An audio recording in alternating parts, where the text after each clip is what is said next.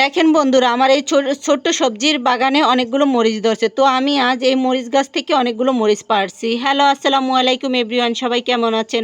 আলহামদুলিল্লাহ, আপনাদের দোয়া আমরা খুব ভালো আছি। তো আজকে নিয়ে আসলাম আপনাদেরকে আমার লাউ বাগানে। তো এখানে আমি একটা লাউ গাছ লাগিয়েছিলাম অনেক আগে থেকেই। তো একটা লাউই ধরছে গাছটায়। তো লাউটা কাটার জন্য আমি একটা সিজার নিয়ে এসেছি। সিজারটা হচ্ছে আমার কাপড় কাটার সিজার। তো এখানে যে এখন আমি লাউটা কাটবো। আসলে লাউটা বেশ লম্বা ছিল। তো লাউটা লম্বা হইলেও লাউটা বেশি ভালো ছিল না। লাউটার ভিতরে দাশে দাগ লাগিয়েছিল। এই যে দেখুন আমার লাউটা, এই যে দেখছেন দাশে কিভাবে দাগ লাগাইছে। তো এখন আমি এটাকে নিয়ে যাব রান্নাঘরে রান্না করার জন্য। সবাই প্রস্তুত থাকুন দেখার জন্য।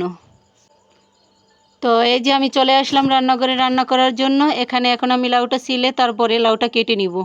তো লাউটা আসলে বেশি নরম ছিল না, একটু শক্ত হয়ে গেছে। নরম লাউ খেতেই খুব মজা। এটা আজকে আমি চিংড়ি মাছ দিয়ে রান্না করব। এখন আমি এটাকে ভালো করে কেটে ধুয়ে নিব। নিজের হাতে লাগানো সবজি আসলে দেখতেও মজা, খেতেও মজা। এই যে এখন আমি লাউটা কেটে নিলাম এখানে। তো এখানে আমি কিছু পেঁয়াজ আর কাঁচামরিচ দিয়ে এখন এটাকে ভেজে নিব। ভেজে নিয়ে কিছু অল্প পরিমাণে চিংড়ি মাছ দিয়ে দিলাম। এটাকে গ্রামে থাকি, চিংড়ি মাছ পাওয়া যায় না সহজে, তাই অল্প পরিমাণে দিলাম। কিছু লবণ দিয়ে দিলাম এখানে। এখন আমি ভালো করে এটাকে কষিয়ে নিব।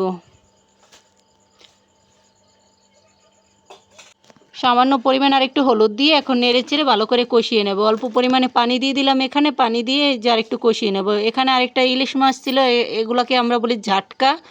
তো এই মাছটাকে আমি আজকে রান্না করব, কাঁচাই রান্না করব। তো এখানে আমি লাউটা দিয়ে দিলাম। লাউটা দিয়ে ভালো করে লাউটা কষিয়ে নেব। আসলে লাউ রান্নার ক্ষেত্রে আমরা পানিটা ইউজ করি না, যেহেতু লাউয়ের ভিতরে পানি থাকে, এই জন্য আমরা লাউয়ের ভিতরে পানিটা দেই না। এখন আমি এটাকে পানি ছাড়াই সুন্দর করে রান্না করে নিব। তো এই তো আমার লাউটা রান্না বসিয়ে দিলাম। এখানে আমি আরেকটা চুলায় ইলিশ মাছটা আমি এখন রান্না করে নিব। অনেক সময় আমরা ইলিশ মাছ বাইজা তারপর রান্না করি। তো আজকে ভাজবো না, আজকে শুধু কাঁচা রান্না করব।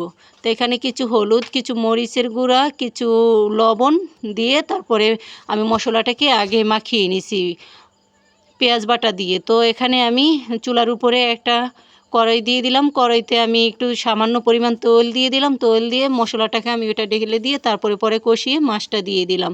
তো অপরদিকে আমার মেয়ে প্রেশার কুকারে কিছু খিচুড়ি রান্না করছে, ও আর ওর ভাই খাবে। তো এই যে আমার প্রেশার কুকারে খিচুড়িটা হয়ে গেছে। এই যে এখন দেখুন, দেখবেন গাইজ, আমার আমার মেয়ে কতগুলো সবজি দিয়েছে এটার ভিতরে। তো এখন এই যে দেখেন কত বড় বড় করে আলু কেটে দিয়েছে সে। এই যে কিছু সিম দিয়েছে, কাঁচামরিচ দিয়েছে, দিয়ে সে মেখে তারপরে একসাথে